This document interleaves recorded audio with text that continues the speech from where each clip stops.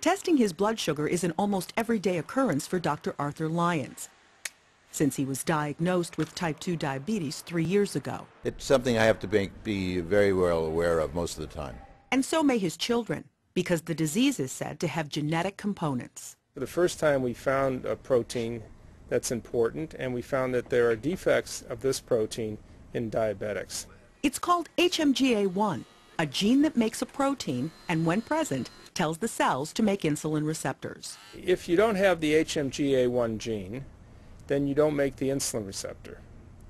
And if you don't make the insulin receptor, insulin doesn't work very effectively. Dr. Ira Goldfein from the University of California, San Francisco and co-authors analyzed DNA from patients with and without type 2 diabetes over a period of several years.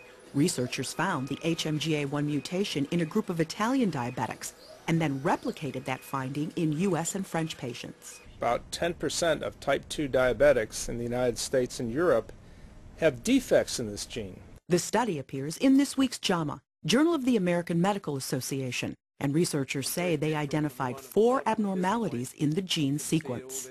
There's a sort of scrambling of the sequence which shows that there's a defect at this point in the gene. Researchers also took cells from these patients and in a test tube managed to correct the defect and normalize the cells.